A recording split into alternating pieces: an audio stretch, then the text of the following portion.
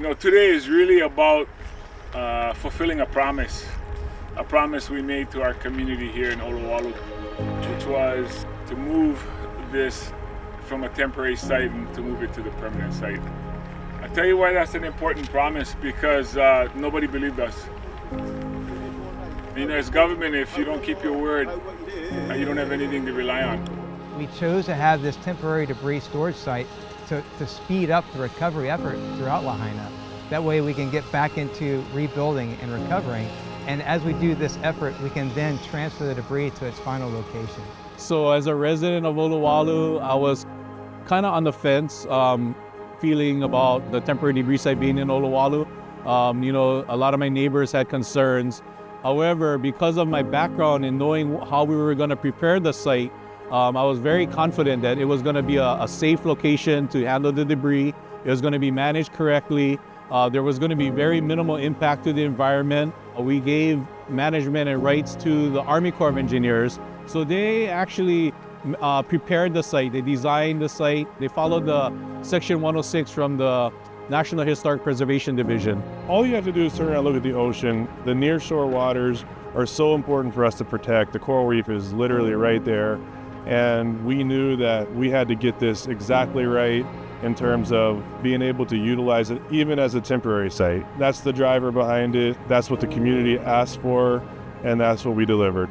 All of the town is significant in history and culture to the people here. And everybody that supported this mission took that care and sensitivity in everything we did, from the first phase all the way to this final phase. So as we're looking at the final phase of taking the debris from the temporary debris storage site to the permanent debris storage site, we're applying that same level of care where we want to minimize the impact and have the least amount of disruption to the community as we do it. One good example of the change that we made was to minimize the amount our vehicles are on public roads. And we've utilized the haul routes in order just to get them off these public roads as soon as possible, just to reduce the presence and reduce the impact. Just a little bit before lunch. There's actually quite a bit of surf today, so there's people in the water. There's a lot going on right here, but traffic's fine. So the Central Maui Landfill is very important in its location. It's far away from residential, it's far away from hospitals, schools. It's below or makai of the underground injection control line. What that line is, it's a demarcation between drinking water, underground drinking water, and non-drinking water. So it is above a non-drinking water source, so that's very critical. It's also critical for the environment because it's far away from nearshore waters, it's far away from the reefs, and it's also outside of the tsunami zone, which is very important when you have a facility like this. Once we're done with the hauling operations, we will return the temporary debris storage site to Maui County after it meets the restoration requirements. And once, again, we get to that point where they're comfortable accepting this restored site, that's when we'll transfer it to them.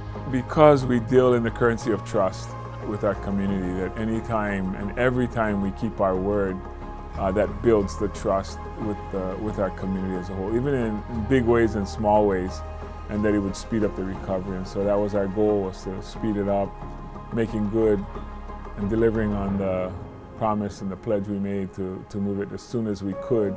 And we know what it is that we're housing there, and we've also promised to keep that as a separate cell, so it will not be mixed with any other household waste. So those are two things that we're very proud that we were able to accomplish.